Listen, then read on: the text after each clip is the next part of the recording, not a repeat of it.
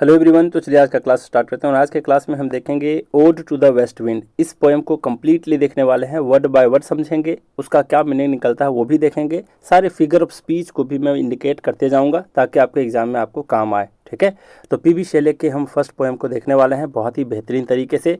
जहाँ तक सवाल है प्रैक्टिस करने का कि क्वेश्चन किस तरीके से पूछे जाएंगे, कब क्या कैसे रिवीजन करना है, कैसे कंसिस्टेंसी मेंटेन रखने हैं, कैसे डेली बेसिस पर टास्क और टेस्ट ऑनलाइन टेस्ट को लगाना है, इसको अगर समझना है और आजमाना है तो आप इस बैच को ज्वाइन कर सकते हो। इस बैच को ज्वाइन करने के लिए आप इस नंबर पर मुझे मैसेज कर सकते हो, मतलब व्हाट्सअप मैसेज कर सकते हो, कॉल भी कर सकते हो, लेकिन जब मैं फ्री रहूँगा तो मैं आपको कॉल बैक खुद ही कर लूँगा। ठीक है, तो पिछले क्लास में हम देखे थे पीबी शेले के बायोग्राफी, इनके वर्क्स और वर्क्स के बेसिस पर जितने सारे ट्रिक्स थे उसको भी देखा था। साथ में हमने समरी को भी देखा था, मतलब ये दोनों पोएम्स के समरी भी देखे थे, है ना। अब हम बात करते हैं, क्या ये सारे पॉइंट्स हम देख चुके हैं, सीधा हम लोग चलते हैं कहाँ, सीधा चलते हैं हम लोग ode to the west wind पर। यहाँ पर समझते हैं कि क्या यहाँ पर कहने की कोशिश है पीबी शेले की। ठीक है, तो यहाँ पर देखते हैं। यहाँ पर बोला है वाइल्ड। वाइल्ड का मतलब क्या, वाइल्ड का मतलब जैसे यहाँ पर है वो करने का मतलब अरे हे, है ना, इस तरीके से वहाँ पर संबोधित करना एक तरीके से हवा को। यहाँ पर है वाइल्ड। वाइल्ड कहने का मतलब है उग्र, और वेस्ट विंड यानी कि पश्चिमी हवा। जैसे हमारे यहाँ क्या होता है ना कि पुरवैया जो हवा बहती है, तो पुरवैया हवा के ऊपर बहुत सारे गाने सुने होंगे बॉलीवुड में, है ना। तो उसी तरीके से अलग अलग कंट्री में पश्चिमी हवा चलती है, तो पश्चिमी हवा को यहाँ पर वाइल्ड कहा गया है, मतलब कि उग्र कहा गया है ना। उग्र यानी कि अनकंट्रोल्ड कहा गया है इसको।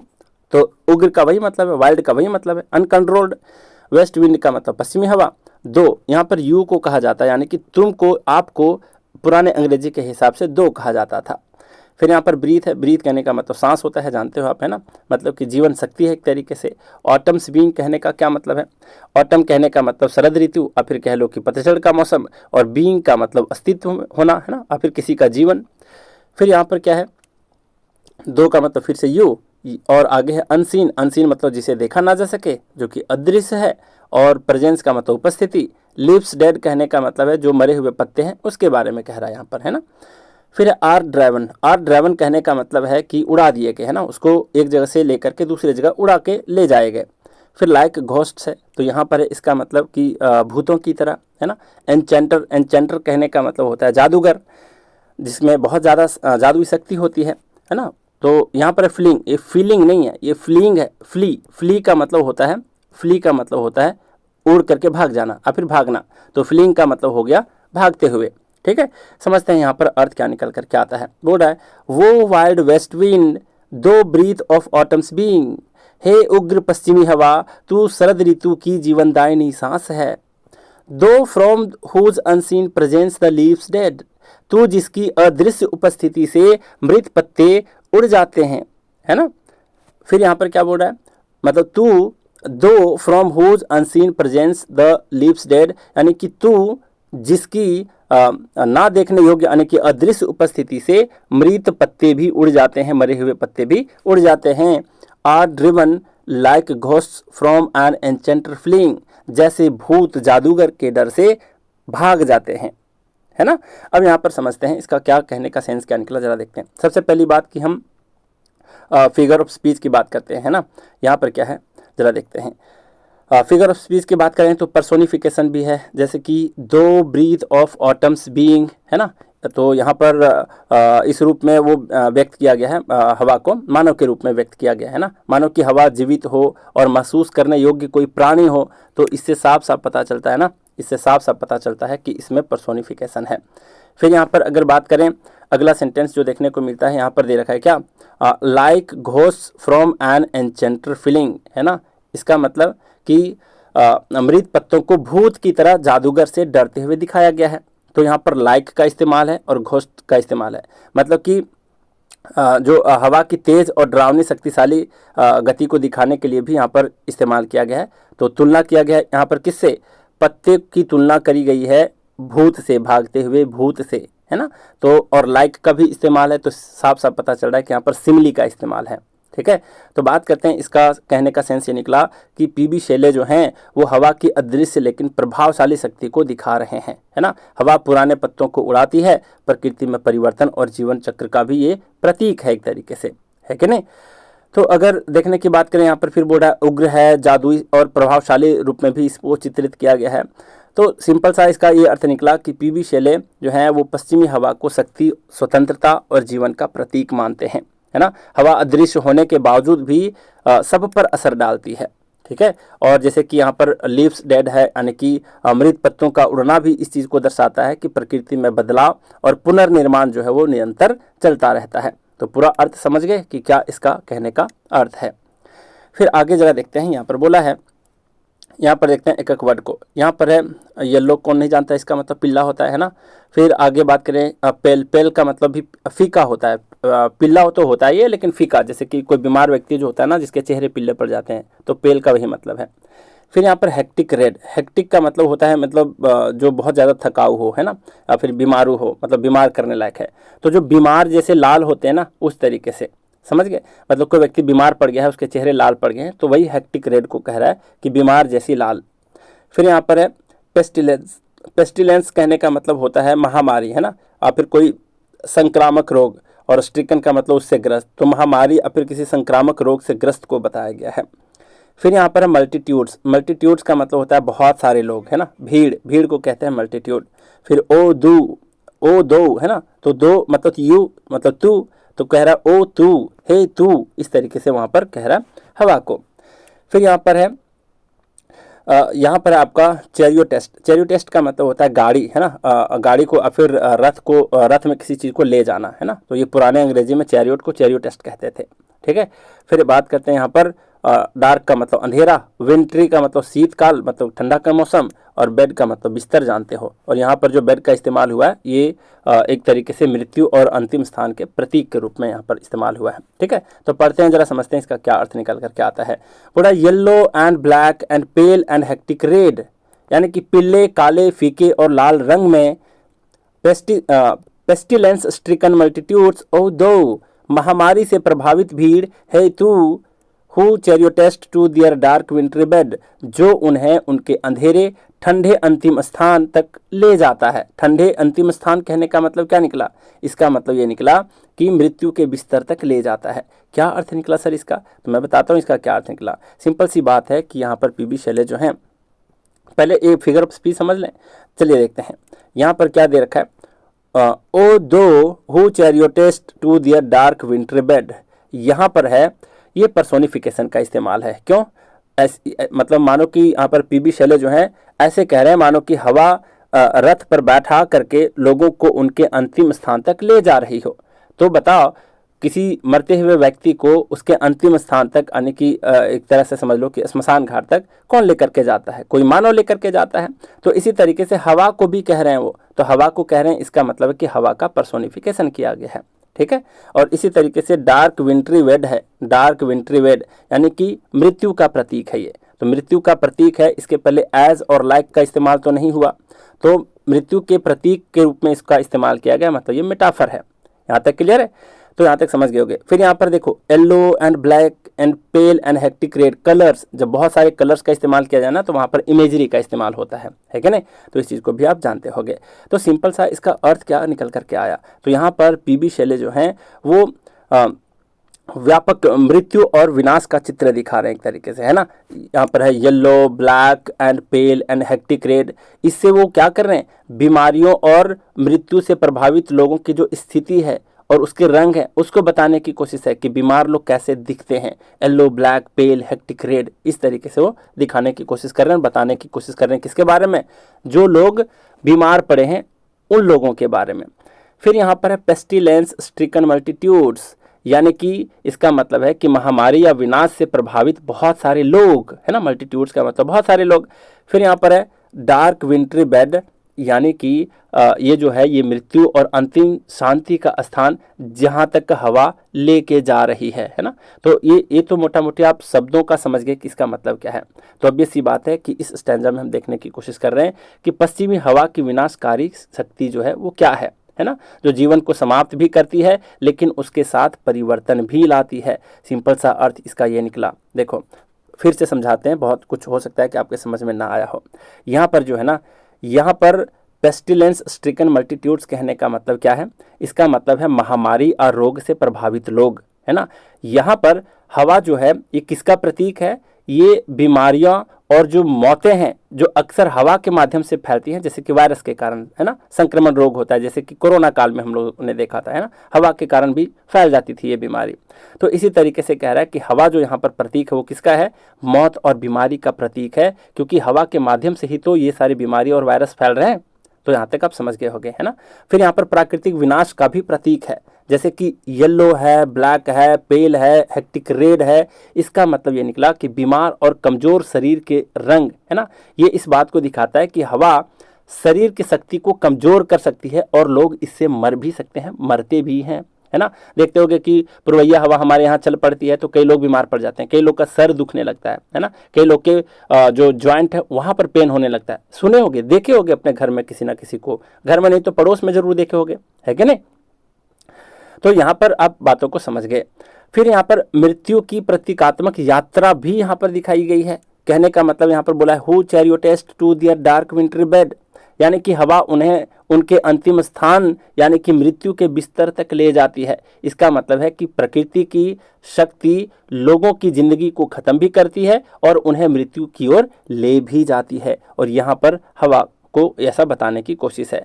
सोचो कि किसी गांव में महामारी फैल रही है, ठीक है, और हवा के कारण रोग तेजी से फैलता है और लोग मर जाते हैं। तो पीबी शैले इसी प्राकृतिक विनाश और जीवन चक्र को यहाँ पर दर्शा रहे हैं, किसके माध्यम से? हवा के माध्यम से, कि हवा चाहे तो लोगों को इस तरीके से बीमार भी कर सकती है कि नहीं, महामारी भी फैला सकती है, और वो भी मल्टीट्यूड्स यानी भीड़ में, है ना। और मरने के बाद बीमार लोगों को वो कहाँ तक लेके जा सकती है? उड़ा करके उसके अंतिम गंतव्य स्थान तक भी लेके जा सकती है, यानी कि स्मशान घाट तक भी लेके जाती है।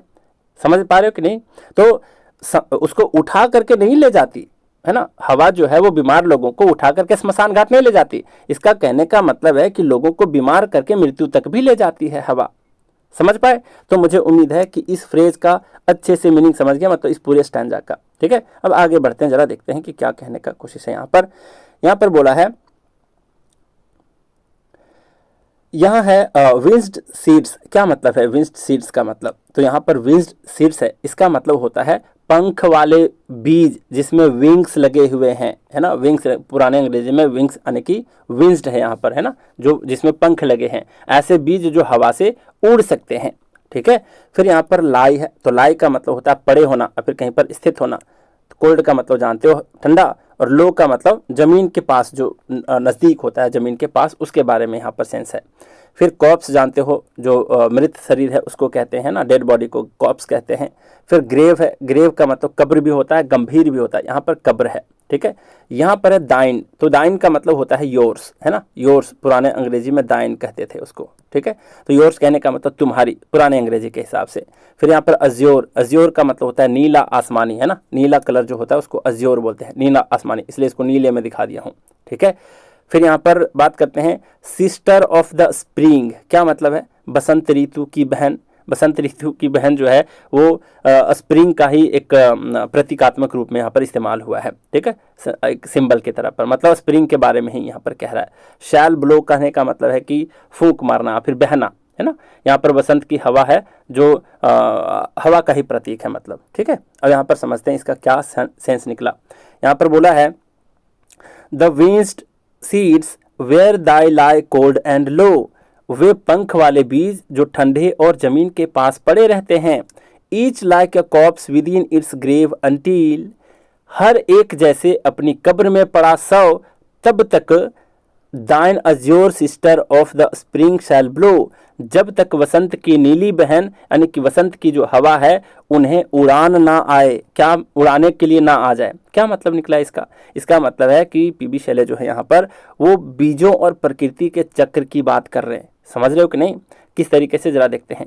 जैसे कि बीज जो होते हैं वो अस्थिर होते हैं, ठंडे और जमीन के पास पड़े रहते हैं, है ना। जैसे मृत शरीर अपनी कब्र में पड़े हों, उसी तरीके से बीज जो होते हैं वो जमीन पर पड़े रहते हैं, ठीक है। और ये इस बात का प्रतीक है कि प्रकृति में जीवन और विकास का समय आता है, लेकिन यह वसंत ऋतु की ऊर्जा पर निर्भर करता है। समझ गए? स्प्रिंग के ब्लो पर निर्भर करता है। दाइन अज्योर सिस्टर्स ऑफ स्प्रिंग यहाँ पर है कि बसंत की हवा और मौसम की शक्ति बीजों को नई जिंदगी देने और उन्हें उगने के लिए तैयार करने वाली है। यहाँ बीजों की प्रतीक्षा जीवन और मृत्यु के चक्र को दर्शाती है। समझ गए। अब यहाँ पर जरा देख लेते हैं कि कौन कौन से यहाँ पर आए हैं जो फिगर ऑफ स्पीच है। फिर एक बार मैं समझा दूंगा इसको, ठीक है, मैं अपने शब्दों में बढ़िया से समझाने की कोशिश करूंगा। पहले देख लेते हैं यहाँ पर क्या दे रखा है, each like a corpse within its grave. यहाँ पर देख रहे हो लाइक शब्द का इस्तेमाल है और यहाँ पर तुलना भी करी गई है, मतलब बीजों की तुलना सौ से करी गई है जो कब्र में पड़ी है ना। तो ये इस बात को दिखाता है कि बीज अब निष्क्रिय और मृत जैसे हैं, लेकिन भविष्य में फिर से जीवन पाएंगे, है ना, जब उसको हवा उठा के कहीं और ले जा करके फेंक आएगी किसी जमीन के अंदर। समझ गए। तो यहाँ पर सिमिली का इस्तेमाल है, लाइक अ कॉर्प्स, है ना, बीजों को यहाँ पर एक मृत शरीर से तुलना करी गई है जो जमीन पर पड़े हुए हैं। यहाँ तक क्लियर है। फिर यहाँ पर पर्सोनिफिकेशन भी है, जैसे कि यहाँ पर दाइन azure sister of the spring कहा है। इसका मतलब वसंत ऋतु की हवा को मानव फिर बहन की तरह व्यक्त किया गया है। तो वसंत ऋतु की हवा को स्प्रिंग की बहन माना गया है। समझ पा रहे हो, मतलब वसंत ऋतु की बहन किसको कहा गया है, हवा को कहा गया है। समझ पा रहे हो ना। तो हवा को ऐसा रूप दिया गया है कि वह बीजों को जीवन देने आए, है ना। तो ऑब्वियस सी बात है कि यहाँ पर भी मानवीकरण है, यहाँ पर भी पर्सोनिफिकेशन है। समझ गए होगे। फिर यहाँ पर जरा देखो एक और इमेजरी का यहाँ पर है, जैसे बीज है ना, बीज है। फिर यहाँ पर कॉप्स यानी कि शव है, डेड बॉडी है, ग्रेव है यानी कि कब्र है, वसंत की नीली बहन है, देख रहे हो। तो ये सब जो है ये हमारे दृश्य जो हमारे दिमाग में किस चीज़ का चित्र को उभार रहा है, मतलब तुरंत इमेज बैठा दे रहा है। सीड्स जैसे कहते हैं, तो किसी ना किसी सीड को आप देख पा रहे होगे, बीज को देख पा रहे होगे, डेड बॉडी को देख पा रहे होगे, है ना, किस तरीके से कब्र की बातें कही है गई, किस तरीके से नीले आसमान की तरह उसकी बहन को कहा गया, मतलब हवा को कहा गया है। तो ये सारे शब्दों से एक इमेज क्रिएट होता है। तो यहाँ पर ये भी कह सकते हैं कि ये सारे शब्दों से इमेजरी का भी इस्तेमाल है, यानी कि चित्रात्मक अलंकार का भी इस्तेमाल हुआ है। अब बात करते हैं इकट्ठे कि इसका अर्थ क्या निकल करके आता है। तो पीबी शेले जो है वो बीजों को प्रतीक बना करके जीवन, मृत्यु और पुनर्जन्म की प्रक्रिया को यहाँ पर दिखाने की कोशिश कर रहे हैं, है ना। बीज अभी ठंडे, कोल्ड एंड लो, है ना, मतलब कि बीज जो है वो जमीन में ठंडे और निष्क्रिय हैं, लेकिन बसंत ऋतु की हवा आने पर फूल और पेड़ बनने के लिए जीवन पाते हैं। ये चीज़ आप भी जानते हो और मैं भी जानता हूँ, है कि नहीं। और पूरे स्टैंजा में बात करें तो प्रकृति की अनदेखी शक्ति और जीवन चक्र को यहाँ पर पीबी शेले दिखा रहे हैं। बात क्लियर है। तो ये पूरा समझ पाए होंगे। अब बात करते हैं अगला स्टैंजा को।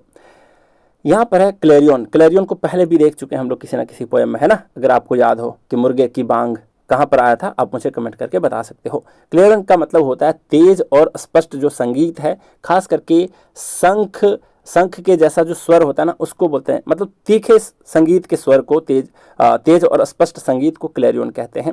यहाँ पर है ओवर। ये देखो पुराने अंग्रेजी में ओवर को ऐसा लिखा जाता था, है ना, बस यहाँ पर एपोस्ट्रोफी दे करके समझ जाया जाता था। तो ओवर का ये संक्षिप्त रूप है एक तरीके से। फिर है ड्रीमिंग अर्थ। अब देखो अर्थ कहीं ड्रीम करती है क्या, जो पृथ्वी है वो एक तरीके से सपने देखती है। तो इसका मतलब है सोई हुई पृथ्वी, यानी कि शांत और निष्क्रिय पृथ्वी, है ना। यहाँ तक समझ गए। फिर है फील करने का मतलब भर देना। फिर है ड्राइविंग कहने का मतलब धक्का देना, फिर किसी चीज़ को प्रेरित करना। फिर है स्वीट बर्ड्स कहने का मतलब कोमल कोमल जो पत्तियाँ होती हैं, नए नए जो फूल होते हैं उसको कहते हैं, है ना। ताज़ा ताज़ा कली खिली है, हम जिसके दीवाने हैं, समझ रहे हो। तो बर्ड्स किसको कहा जाता है, कलियों को कहा जाता है। फ्लॉक्स है, फ्लॉक्स कहने का मतलब झुंड होता है, यानी कि फूलों का जो समूह होता है उसके झुंड को फ्लॉक्स कहा गया है यहाँ पर, ठीक है। फिर यहाँ पर फीड है। फीड कहने का मतलब है भोजन करना और फिर चरना, ठीक है। यहाँ पर हवा में घूमना मेटाफोरिकली दिखाया गया है फीड को। फिर बात करते हैं, यहाँ पर बोला है आगे क्या है जरा देखते हैं। लिविंग ह्यूज कहने का मतलब क्या होता है, जीवंत रंग। ह्यू का मतलब रंग भी होता है, पिछले भी देखे थे विलियम वर्ड्सवर्थ में भी ये शब्द आया हुआ था। तो ह्यू का मतलब कलर होता है, लिविंग ह्यूज का मतलब जीवंत रंग होता है। ऑर्डर्स का मतलब खुशबू होता है, सुगंध होता है। और यहाँ पर प्लेन है। प्लेन कहने का मतलब जो मैदान है ना, मैदानी क्षेत्र है उसको कहते हैं। फिर हिल है यानी कि पहाड़ है। जरा समझते हैं क्या इसका अर्थ है। यहाँ पर बोला है क्या बोला है her clarion over the dreaming earth and fill. उसकी तेज और स्पष्ट ध्वनि सोई हुई पृथ्वी यानी कि ड्रीमिंग अर्थ के ऊपर गूंजती है और उसे फील कर देती है, यानी कि भर देती है। फिर यहाँ पर इसका क्या सेंस निकला, इसका मतलब ये निकला कि कवि यहाँ पर कह रहे हैं कि प्रकृति की जो आवाज़ है ना, जैसे बसंत की हवा की आवाज़ है, और फिर बसंत की जो जादुई प्रभाव है एक तरीके से, वो पृथ्वी में जीवन और ऊर्जा भर देती है अपने हवा के कारण। ठीक है, फिर यहाँ पर कह रहा है driving sweet birds like flocks to feed in air, यानी कि कोमल कलियों को हवा में चरते हुए झुंडों की तरह प्रेरित करती है। कहने का मतलब है कि बसंत की हवा फूलों की कलियों को सक्रिय करती है और उन्हें हवा में फैलने पर मजबूर करती है, जैसे वे झुंड बना करके उड़ रहे हों। ठीक है, फिर यहाँ पर बोल रहा है with living hues and odours plain and hill, और मैदान और पहाड़ों को जीवंत रंगों और खुशबू से भर देती है। मतलब बसंत आते ही पूरे वातावरण में रंग और सुगंध भर जाता है, फैल जाती है। यहाँ तक क्लियर है। अब जरा देखते हैं कि इसमें कौन कौन सा फिगर ऑफ स्पीच आया है। तो यहाँ पर जरा देखो, यहाँ पर देख पा रहे होगे कि पर्सोनिफिकेशन है ना, हवा और बसंत को इस तरह से प्रस्तुत किया गया है जैसे कि वो जीवित हों, है ना, पृथ्वी को रंग और खुशबू से भर देते हैं। इस तरीके से हम जब चीज़ों को देख पा रहे हैं तो इससे पता चल रहा है कि यहाँ पर मानवीकरण है, पर्सोनिफिकेशन है। ठीक है, फिर यहाँ पर बोला है क्या, एक चीज यहाँ देखो, स्वीट बर्ड्स लाइक फ्लॉक्स, देख पा रहे हो यहाँ पर, इसका मतलब है फूलों की कलियों की तुलना चरते हुए झुंडों से की गई है। तो चरते हुए झुंड जानवर के होते हैं, है ना, तो एक तरीके से यहाँ पर फूलों की कलियों की तुलना किससे किया गया है, चरते हुए फ्लॉक से, यानी कि झुंड से। और लाइक का भी इस्तेमाल है, तुलनात्मक भी है, तो ऑब्वियस सी बात है कि यहाँ पर सिमिली का इस्तेमाल है। ठीक है, इमेजरी तो है ही, दृश्य है, रंग है, सुगंध है, बहुत सुंदर सुंदर चित्र है, तो आपके दिमाग में ये सब उभर करके आता है, इसलिए इमेजरी का भी इस्तेमाल है। तो अगर संक्षेप में अगर कहें कि यहाँ पर जो पी.बी. शैले हैं, यहाँ पर बसंत ऋतु के आगमन का जीवंत और उत्साहपूर्ण चित्र प्रस्तुत कर रहे हैं कि नहीं, बिल्कुल कर रहे हैं, है ना। तो यहाँ पर बसंत की हवा जैसे कोई तेज और स्पष्ट संगीत बजा रही हो, यानी कि क्लैरियन, है ना, संगीत बजा रही हो, सोई हुई पृथ्वी को, यानी कि ड्रीमिंग अर्थ, सोई हुई पृथ्वी को जीवन और ऊर्जा से भर देती है। फूलों की कलियां हवा में झुंडों की तरह उड़ती हैं और पूरे मैदान और पहाड़ों में रंग और खुशबू फैलाती हैं, है ना। तो कवि यहाँ पर प्रकृति की शक्ति और सुंदरता को दर्शाते हुए बताना चाहते हैं कि बसंत की आगमन से पूरी पृथ्वी जीवंत हो उठती है, रंग, खुशबू और जीवन से हर जगह भर जाता है। बात क्लियर है। तो हवा की शक्तियों के बारे में यहाँ पर विवरण है। बात करते हैं अगले, यहाँ पर लास्ट 2 लाइन में क्या कह रहा है। यहाँ पर बोला है वाइल्ड स्पिरिट विच आर्ट, पहले तो वर्ड को समझ लेते हैं। यहाँ पर वाइल्ड स्पिरिट, वाइल्ड स्पिरिट का मतलब होता है जंगली आत्मा। जंगली आत्मा कहने का मतलब है अनियंत्रित शक्ति, है कि नहीं। स्पिरिट मतलब जिसमें जान हो, और वाइल्ड इसका मतलब है कि बिल्कुल ही जंगली हो। जंगली कहने का मतलब है अनकंट्रोल्ड हो, है ना। तो वाइल्ड स्पिरिट का मतलब अनियंत्रित शक्ति को कह रहा है। फिर यहाँ पर आर्ट, आर्ट का मतलब है कला, कौशल, है ना। यहाँ पर प्राकृतिक शक्ति का जो शक्ति का एक रूप है उसको बताने की कोशिश है। ठीक है, फिर यहाँ पर है मूविंग एवरीवेयर, आप जान रहे हो जिसका मतलब होता है हर जगह घूमने वाला, है ना। आप ये सर्वव्यापी कह सकते हो, है ना। एक सर्वव्यापी के लिए एक वर्ड आता है ना, ओमनी प्रेजेंट जो आता है उस तरीके से। फिर यहाँ पर डिस्ट्रॉयर है, डिस्ट्रॉयर कहने का मतलब जो नष्ट करता है, विनाशक है। प्रिजर्वर भी कहा है, इसका मतलब जो रक्षा करता है, जो सुरक्षित रखता है। हियर है यानी कि सुनता है। ओ का मतलब हे, हियर मतलब सुनो, है ना। तो यहाँ पर क्या निकलता है सेंस जरा देखते हैं। यहाँ पर कह रहा है क्या कि wild spirit which art moving everywhere, हे जंगली आत्मा जो हर जगह विचर रही है, हर जगह घूम रही है ना। तो यहाँ पर जंगली आत्मा मतलब अनकंट्रोल्ड जो शक्ति है उसको पुकारने की कोशिश है। तो यहाँ पर कवि प्रकृति या किसी अदृश्य शक्ति को बुला रहे हैं। और कौन सी शक्ति है वो, जो सर्वव्यापी है, हर जगह अपनी गति में है, यानी कि हवा को बुला रहे हैं, है कि नहीं। फिर यहाँ पर कह रहे हैं destroyer and preserver, hear O hear, है ना। विनाशक और रक्षक, सुनो हे सुनो, है ना। मतलब ये क्या हो रहा है कि एक शक्ति दोनों रूपों में काम करती है, कभी वो नष्ट करती है और कभी वो संरक्षित रखती है ना। कभी इसको ध्यानपूर्वक सुनने और अनुभव करने का आग्रह कर रहे हैं एक तरीके से। अब देखते हैं कि इन दोनों लाइन में किसका किसका इस्तेमाल है। तो यहाँ पर कवि जो है वो सीधे जंगली आत्मा से संवाद कर रहे हैं, यानी कि वाइल्ड स्पिरिट से, अनकंट्रोल्ड एक आत्मा से बात करने की कोशिश कर रहे हैं, है ना, जिसे यहाँ पर सुनाने की वो कोशिश कर रहे हैं। तो ऑब्वियस सी बात है कि जब किसी को सीधे संवाद करता है और वो आदमी ऐसा लग रहा होता है कि वो वहाँ पर प्रेजेंट है, तब वहाँ पर एपस्ट्रॉफी का इस्तेमाल होता है ना। तो यहाँ पर एपस्ट्रॉफी का इस्तेमाल है, जान रहे हो। चलिए, क्यों यहाँ पर ओ हियर करके यहाँ पर बात है ना, और वाइल्ड स्पिरिट को कह रहे हैं। तो मानो कि वाइल्ड स्पिरिट उनके सामने मौजूद हैं, है ना, लेकिन ये तो कोई इंसान है नहीं जिससे वो संवाद कर रहे हो, तो इस तरीके से यहाँ पर एपोस्ट्रॉफी का इस्तेमाल है, समझ गए होगे। पर्सोनिफिकेशन भी है, प्रकृति या शक्ति को मानव जैसी विशेषताओं से भी व्यक्त किया गया है, जैसे कि सुनने और प्रतिक्रिया देने की क्षमता रखते हो, है कि नहीं, तो यहाँ पर पर्सोनिफिकेशन का भी इस्तेमाल है। इन दोनों लाइन से ये सारी बातें स्पष्ट है। फिर यहाँ पर अगर बात करोगे तो एंटीथेसिस का भी इस्तेमाल है। जरा देखो एंटीथेसिस कैसे है, डिस्ट्रॉयर भी है ना। एंटीथेसिस का मतलब होता है ना विपरीत विचार रखना, तो ये डिस्ट्रॉयर है एक बार प्रिजर्वर है, यानी कि दो विरोधी गुणों को एक साथ रखा गया है, तब इसको कहा जाता है एंटीथेसिस। तो यहाँ तक भी क्लियर है, ये बात भी स्पष्ट है कि नहीं। और इमेजरी तो है भी, क्योंकि जंगली है, सर्वव्यापी शक्ति है, इसको कल्पना करते हुए हमारे दिमाग में एक जीवंत दृश्य बन उभरता है कि नहीं। तो इस तरीके से कह सकते हैं कि इमेजरी का भी इस्तेमाल है। तो सारी बातों को मैं समझाते जा रहा हूँ, वीडियो लंबी हो रही है, लेकिन एक अलग अंदाज आपको मिलता होगा समझने का और देखने का, है ना।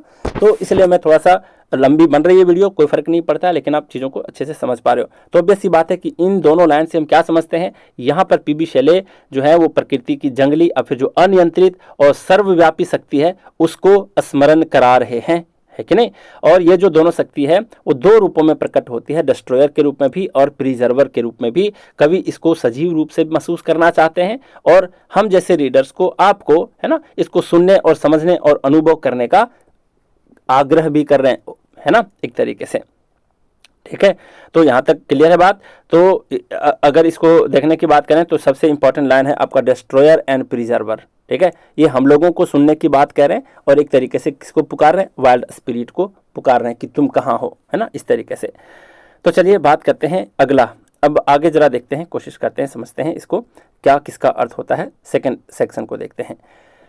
यहाँ पर बोला है दो का मतलब मैं बता दिया, इसका मतलब तुम होता है ना, पुराने अंग्रेजी में। अब फिर यहाँ पर हे कह करके यहाँ पर पुकारने की कोशिश है। स्ट्रीम का मतलब होता है जलधारा, है ना, नदी का जो प्रवाह है उसको, उसके बारे में कह रहे हैं। मीड है, अमीड है, ये है ना, मीड है, अमीड है, यानी कि बीच में, है ना, एपोस्ट्रॉफी है, मतलब अमीड है। फिर स्टीप स्काई कहने का मतलब है ऊंचा और खड़ा आकाश, है ना, ढलान वाला जो आकाश है उसके बारे में। कोमोशन है, कोमोशन का मतलब होता है हलचल और फिर उथल पुथल। ठीक है, फिर लूज क्लाउड्स कहने का मतलब है जो छिटके हुए बादल हैं, तैरते हुए बादल हैं, इधर उधर जो दौड़ रहे हैं उसके बारे में, है ना। फिर यहाँ पर जरा देखते हैं अर्थ डिकेइंग लीव्स, इसका मतलब है कि जो पृथ्वी के सड़े गले जो पत्ते होते हैं उसके बारे में, जो मृत पत्ते हैं उसके बारे में। शेड कहने का मतलब जो पेड़ गिराते हैं ना पत्तियों को, उसके बारे में, है ना, गिराना, पत्तियों को गिराना। फिर शुक है, शुक का मतलब हिला देना, झसकोर देना। ठीक है, फिर यहाँ पर टैंगल्ड बोज का मतलब है जो उलझी हुई शाखाएं हैं पेड़ के, उसके बारे में। फिर यहाँ पर हेवन मतलब कि आकाश को बोल रहा है या फिर स्वर्ग को कह रहा है। फिर ओशन है यानी कि महासागर को कह रहा है। तो जरा समझते हैं इसका अर्थ क्या निकल करके आता है। यहाँ पर बोल रहा है thou on whose stream amid the steep sky's commotion, है ना, मतलब हे वह, मतलब समझ रहे हो, हे मतलब यहाँ पर हवा को कहने की कोशिश कर रहा है, जिसकी धारा यानी कि स्ट्रीम, उसकी धारा के ऊपर ऊंचे और उथल पुथल भरे आकाश में। क्या सेंस निकला, यहाँ पर कवि जो है वो पश्चिमी हवा को बुला रहे हैं जो आकाश और धरती के बीच फैली रहती है। ठीक है, और हलचल मचाते रहती है। फिर यहाँ पर बोल रहा है loose clouds like earth decaying leaves are shed, यानी कि जैसे पृथ्वी के सड़े हुए पत्ते गिरते हैं वैसे ही तैरते हुए बादल गिराए जाते हैं। किसके द्वारा, पश्चिमी हवा बादलों को आकाश में फैलाती है और उन्हें गिराती भी हैं, बिल्कुल जैसे पतझड़ में पत्ते गिरते हैं। ठीक है, फिर बोल रहा है shook from the tangled boughs of heaven and ocean, इसका मतलब आकाश और महासागर की उलझी हुई शाखाओं से झकझोर कर, मतलब ये जो है हवा आकाश और महासागर की शाखाओं, है ना, जैसे कि समुद्री लहरें हैं उसके बारे में कह रहा है, महासागर की शाखाओं के बारे में, है ना, उसको झकझोर देती है और उन्हें जीवंत बनाती है। ठीक है, इसका मीनिंग समझेंगे इकट्ठे एक बार, लेकिन पहले देख लेते हैं कि इसमें कौन कौन से फिगर ऑफ स्पीच है। यहाँ पर जरा देखो, दो ऑन हुज स्ट्रीम, है ना, अमीड द स्टीप स्काइस कमोशन, यहाँ पर कवि सीधे किससे संवाद कर रहे हैं, वेस्ट विंड से संवाद कर रहे हैं, दो कह के, है ना, हे तू ऐसे करके संवाद कर रहे हैं, तो एपोस्ट्रॉफी भी है यहाँ पर। दूसरी बात है loose clouds like earth decaying leaves, देख पा रहे हो, आर सेड, यानी कि बादलों की तुलना सड़े हुए पत्तों से की गई है और तुलना की गई है लाइक शब्द का इस्तेमाल करते हुए। तो बेसी बात है यहाँ पर क्या है, सिमिली है, इस चीज़ को आप देख पा रहे होगे। ठीक है, फिर यहाँ पर है क्या, यहाँ पर है shook from the tangled boughs of heaven and ocean, है ना। आकाश और महासागर की शाखाओं को जीवित और प्रतिक्रिया देने वाला भी यहाँ पर बताया गया है। तो लग रहा है जैसे कि ये पर्सोनिफिकेशन भी है, लेकिन मुख्य रूप से यहाँ पर अगर देखने की कोशिश करें तो इस सेंटेंस से क्वेश्चन पूछ सकता है, जिसमें यहाँ पर क्या है, लाइक शब्द का इस्तेमाल करते हुए सिमिली का प्रयोग है। इमेजरी भी है, हवा है, बादल है, पत्ते है, आकाश है, महासागर है ना, इसके जीवंत छवि हमारे दिमाग में बना पा रहा है। तो ऑब्वियस सी बात है कि इमेजरी का भी इस्तेमाल है। फिर से एक बार इसका अर्थ समझने की कोशिश करते हैं। यहाँ पर पीबी शैले क्या कर रहे हैं, पश्चिमी हवा की शक्ति और उसकी सक्रियता का वर्णन कर रहे हैं, है कि नहीं। यहाँ पर हवा आकाश और समुद्र में फैलती है, बादलों को झकझोरती है और पृथ्वी पर शेड करती है, यानी कि गिरती है ना। कौन गिरती है, बादलों को गिराती है। जैसे पतझड़ में पत्ते गिरते हैं, वैसे बादल को भी हवा गिरा देती है। कवि इसे प्राकृतिक शक्ति के रूप में देखते हैं जो धरती और आकाश में जीवन और गति को लाती है। ठीक है, तो पश्चिमी हवा की अद्भुत शक्ति और उसकी जो सर्वव्यापी ऊर्जा है उसको प्रकट कर रहे हैं यहाँ पर पीबी शैले, और शैले इसे प्रकृति की सक्रिय और परिवर्तनकारी शक्ति के रूप में प्रस्तुत कर रहे हैं, है ना, जो न केवल वातावरण को बदल देती है बल्कि जीवन और चेतना को भी जागृत करती है। इस चीज को इस सेंटेंस में आने की, इस स्टैंजा में बताने की कोशिश है। बात करते हैं आगे, यहाँ पर क्या है जरा देखते हैं। शब्दों को पकड़ के रखना, मैं आप लोगों को फिर से कह रहा हूँ, शब्दों को पकड़ कर नहीं रखोगे ना तो आप एग्जाम में ठगे जाओगे थोड़े से, क्योंकि हर शब्द का मीनिंग आपको आना चाहिए और ये भी पता होने चाहिए कि ये कविता किन की कविता से ली गई है, मतलब किन की रचना है ना, आपको पता चलना चाहिए। और इस चीज़ पर तभी आप कमांड कर पाओगे जब चीज़ों को बार बार सुनोगे। खास करके इस वीडियो को अगर मल्टीपल टाइम्स आप देख लेते हो ना तो आप कभी भूलोगे नहीं, ठीक है। और अगर प्रैक्टिस कर लिए तो बहुत अच्छी बात है, उसमें तो हर एक सेंटेंस के ऊपर आपको देखने को मिलता होगा एक MCQ। बात करते हैं यहाँ समझते हैं। यहाँ पर है एंजल्स। एंजल्स मतलब कौन नहीं जानता, परी या फिर देवदूत, है ना। तो यहाँ पर देखेंगे किसके बारे में कह रहा है। फिर यहाँ पर रेन है यानी कि बारिश है, लाइटनिंग है, लाइटनिंग मतलब बिजली की जो चमक होती है उसके बारे में कह रहा है। फिर स्प्रेड है यानी कि फैलाना है।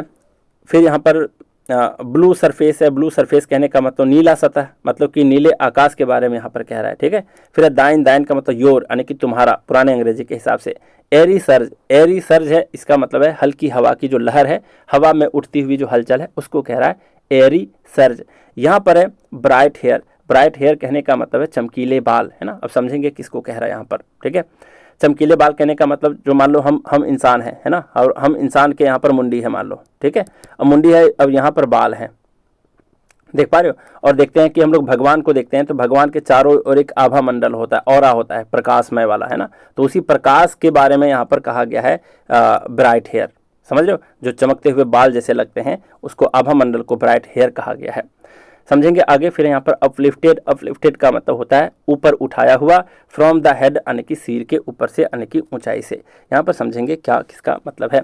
यहाँ बोल रहा है क्या, angels of rain and lightning there are spread, इसका मतलब है कि बारिश और बिजली के देवदूत यानी कि एंजल्स ये फैलाए गए हैं, देयर आर स्प्रेड, फैलाए गए हैं।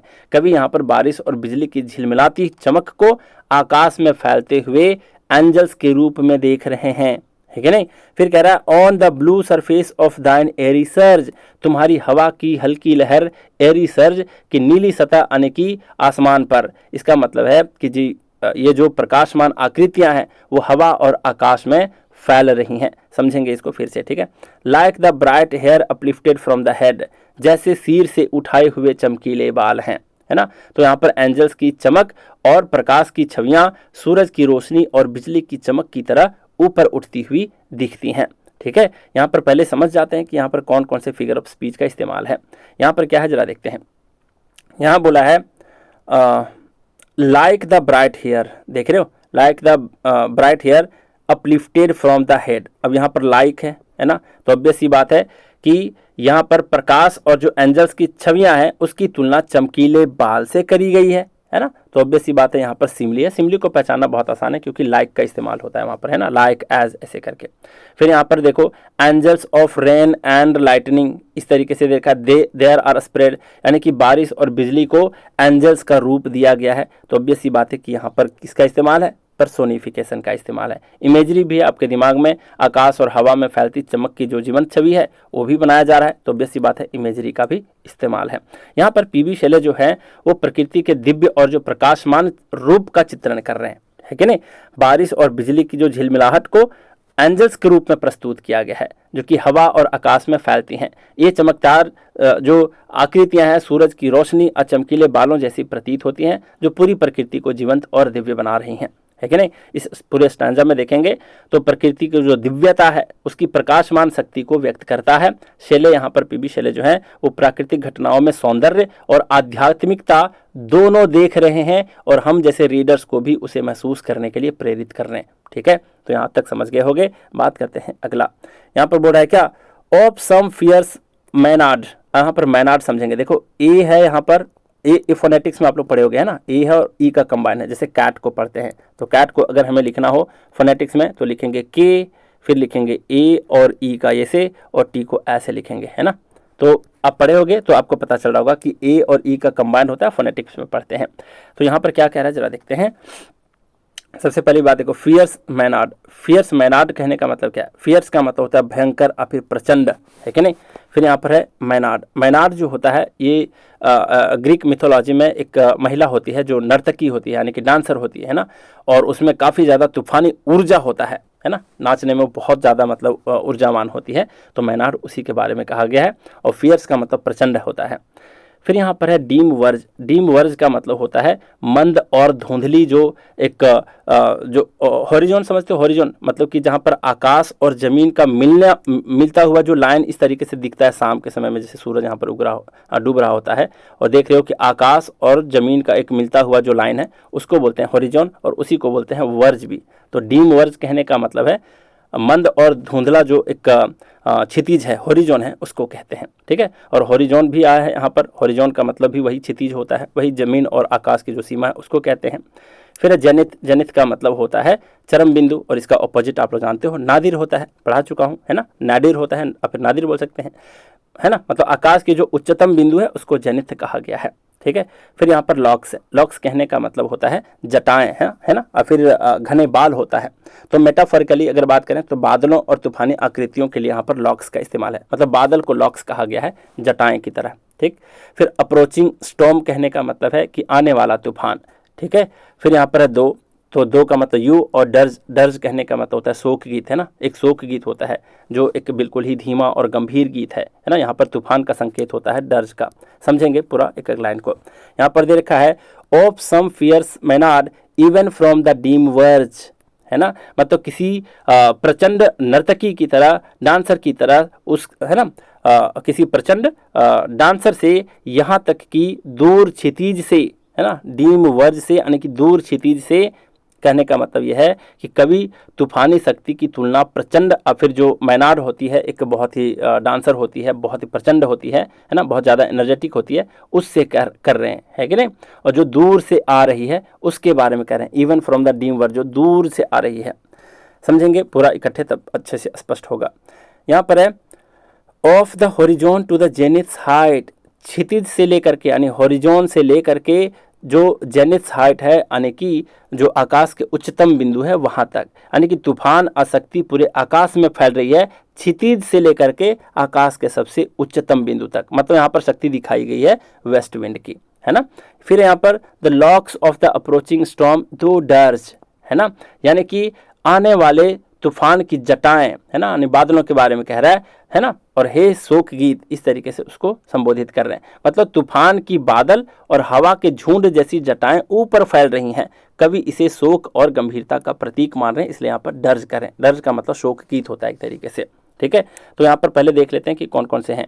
दो डर्ज का इस्तेमाल है, मतलब तूफान को शोक गीत के रूप में मानवीय रूप दिया गया, तो पर्सोनिफिकेशन भी है, इमेजरी भी है, देख आप पा रहे होगे, है ना। जैसे तूफान और बादलों की आकाश में फैलती शक्ति का जो दृश्य बताया गया है वो हमारे दिमाग पर एक इमेज बना पा रहा है ना। तो इस तरीके से इमेजरी भी है, मेटाफर का भी इस्तेमाल है। जरा यहाँ पर देख लो, यहाँ पर किसका है, locks of the approaching storm, है ना, तूफान की बादलों और हवाओं की जटाओं से तुलना करी गई है, तो इसलिए मेटाफर भी है यहाँ पर। ठीक है, तो बात करते हैं यहाँ पर कि इसका अर्थ क्या निकलता है। यहाँ पर पीबी शेले तूफान और पश्चिमी हवा की प्रचंड शक्ति का यहाँ पर चित्रण कर रहे हैं, है कि नहीं। और वो इसे प्रचंड और एक जो बहुत ज़्यादा एनर्जेटिक डांसर जो मैनार्ड होती है, एक ग्रीक का आपका जो एक मिथोलॉजिकल फिगर है, उससे तुलना करके ये दिखाने की कोशिश कर रहे हैं, है ना, जो कि दूर क्षितिज से उठ करके पूरे आकाश में फैलती है। तूफान की जटाएं मतलब कि जो लॉक्स हैं, है ना, मतलब बादल जो हैं वो हवा और हवा के माध्यम से फैलती हैं, जो शोक और गंभीरता का भाव भी उत्पन्न करती है। यहाँ पर सिंपल सी बात ये कह रहे हैं कि पश्चिमी हवा की अत्यंत शक्तिशाली और जो एक प्रचंड प्रकृति है उसको दर्शाने की कोशिश कर रहे हैं। पीबी शेले इसे प्रकृति की सर्वव्यापी और जो परिवर्तनकारी शक्ति के रूप में प्रस्तुत कर रहे हैं। ठीक है, जो ना केवल वातावरण को प्रभावित करती है बल्कि मानव अनुभव में भी भय और विस्मय पैदा करती है। समझो कि मान लो कि अभी आपको मैं समझाने की कोशिश कर रहा हूँ, जरा देखो। मान लो कि शाम का समय हो चुका है और कोई गांव से बिलोंग करते होगे जिसका गांव ओडीएस नहीं हुआ है, मतलब जानते हो ओपन डेफिकेशन फ्री, ओडीएफ नहीं हुआ है। तो मान लो कि शाम के समय में एकदम आप लोटा पानी लेकर के बाहर गए हो, है ना। अगर कोई गए होगे तो बहुत अच्छे से इमेजिन कर पाओगे। तो लोटा पानी लेकर के बाहर गए हो और शाम का समय है, सारा चरवाहा लोग अपना अपना घर को लौट आए हैं, कोई नहीं है, आजू बाजू कोई नहीं है, पीछे मुड़ करके देख रहे हो कोई है ही नहीं। और अचानक बादल आ पड़ता है, उमड़ पड़ता है, पूरा काला बादल, इतना काला बादल, और एकदम दूर से आपको सनसनी वाली आवाज़ दिखाई दे रही है ना, जैसे डीम वर्ज, दूर से एकदम आवाज़ आपको सुनाई दे रही है, आंधी तूफान की आवाज़। अब डरोगे कि नहीं? आपको लगेगा कि लोटा छोड़ के भागो कि पैंट संभालूं ऐसा समझ रहे हो? तो वही डर उत्पन्न करने की कोशिश कर रहे हैं यहाँ पर पीबी शेले, और किसकी शक्ति को दिखाते हुए? हवा की जो अत्यंत शक्तिशाली है और यहाँ पर फियर्स मैनार्ड है, यानी कि उस नर्तकी की तरह जो बिल्कुल ही प्रचंड होती है, नाचने से कभी डरती थकती नहीं है, उसके तरह यहाँ पर आपको इमेजिन करवाने की कोशिश कर रहे हैं। तो मुझे उम्मीद है इन चीज़ों को आप कैच कर पा रहे होगे कि क्या इसका अर्थ और सेंस निकलता है। ठीक है, बात करते हैं आगे। यहाँ पर है आगे यहाँ पर डाइंग ईयर। डाइंग ईयर कहने का मतलब समाप्त होता हुआ साल, है ना, पुराना साल जो खत्म हो रहा है। क्लोजिंग नाइट कहने का मतलब है अंतिम रात, है ना, यही रात अंतिम, यही रात भारी, ये वाला सुने हो ना, वो जब रावण का अंत होता है रामायण में, तो वही वाला क्लोजिंग नाइट मतलब अंतिम रात जो समाप्ति की रात है। डोम है, डोम कहने का मतलब है यहाँ पर आकाश के आकार का जो एक आवरण है, जैसे कि हमारे यहाँ गुंबद ऐसे बना होता है, गुंबद जानते हो, घर के एंट्रेंस पे ऐसे बना रहता है, तो उसी तरीके से यहाँ पर आकाश को यहाँ पर कह रहा है डोम, यानी कि आकाश का जो आकार का आवरण है उसको कहा जा रहा है। फिर वास्ट है, वास्ट का मतलब बहुत ही विशाल होता है। और यहाँ पर सेपुल्चर, सेपुल्चर कहने का मतलब क्या होता है? सेपुलकर और सेपुल्चर भी पढ़ सकते हैं, तो सेपल्चर सेपल्चर सेपल्चर पढ़ते हैं। सेपल्चर का मतलब होता है कब्र या फिर समाधि, है ना, जो कि मृत्यु का एक प्रतीक है। फिर बात करते हैं यहाँ पर वॉल्टेड। वॉल्टेड कहने का मतलब होता है जो गुंबद नुमा होता है, जो डोम साइज का होता है, डोम शेप का होता है ना, ऊपर से ढका हुआ है, उसको कह रहा है। फिर यहाँ पर कॉन्ग्रीगेटेड, कॉन्ग्रीगेटेड का मतलब एकत्रित होना, है ना, इकट्ठा होना, जैसे लोग बहुत ज़्यादा कॉन्ग्रीगेशन करते हैं ना, मतलब भीड़ इकट्ठा करते हैं, उसको कहते हैं। फिर माइट, माइट कहने का मतलब शक्ति है या फिर ताकत है। थोड़ा सा मैं बॉडी को स्ट्रेच कर लेता हूँ, थोड़ा सा वेट करो आप लोग।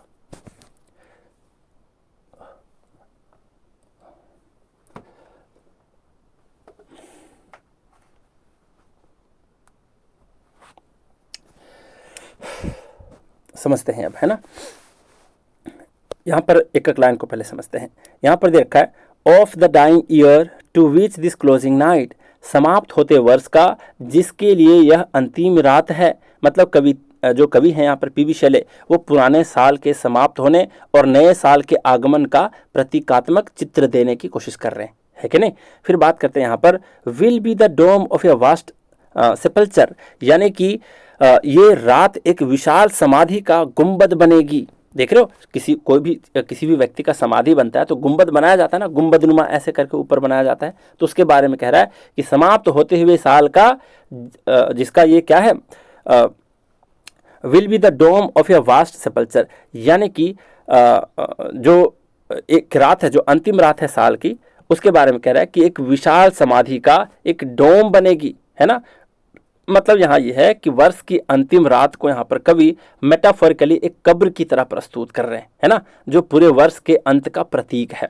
चलिए बात करते हैं यहाँ पर vaulted with all thy congregated might, यानी कि और इस समाधि को तुम्हारी, यानी कि वेस्ट विंड को यहाँ पर कहने की कोशिश कर रहे हैं। दाई का मतलब योर होता है ना, यानी कि वेस्ट विंड को कहने की कोशिश कर रहे हैं कि vaulted with all thy congregated might, और इस समाधि को तुम्हारी एकत्रित शक्ति जो है, कॉन्ग्रीगेटेड माइट मतलब कि बहुत ज़्यादा इकट्ठा की गई शक्ति जो है उससे ढका गया है। मतलब इसका ये निकला कि पश्चिमी हवा की शक्ति इस समाधि या फिर वर्ष के अंत को ढक रही है। समाधि मतलब वर्ष के अंतिम को, उसको कहा गया है यहाँ पर समाधि, है ना, जिससे ये अधिक प्रभावशाली और शक्तिशाली प्रतीत हो रहा है। सर कुछ नहीं समझ में आया, मैं बताता हूँ कैसे नहीं समझ में आया, पहले इसका देख लेते हैं। पर्सोनिफिकेशन का भी इस्तेमाल है, जैसे यहाँ पर है vaulted with all the congregated might, है ना, हवा को मानव और मानव जैसी शक्ति और क्षमता दी गई है। तो ऑब्वियस सी बात है कि यहाँ पर मानवीकरण है, मतलब पर्सोनिफिकेशन है।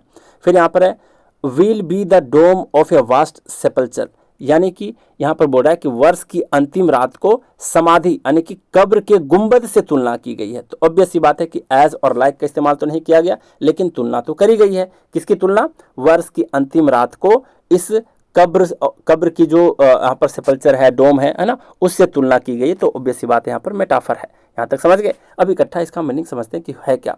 यहाँ पर है डाइंग ईयर, है ना, यहाँ पर है डाइंग ईयर। इसका मतलब है कि कवि है वो पुराने साल को मरते हुए साल के रूप में देख रहे हैं, यानी कि साल खत्म हो रहा है। ठीक है। क्लोजिंग नाइट, क्लोजिंग नाइट का मतलब साल की आखिरी रात। ये रात जो है साल के अंत का प्रतीक है। यहाँ तक समझ पा रहे हो?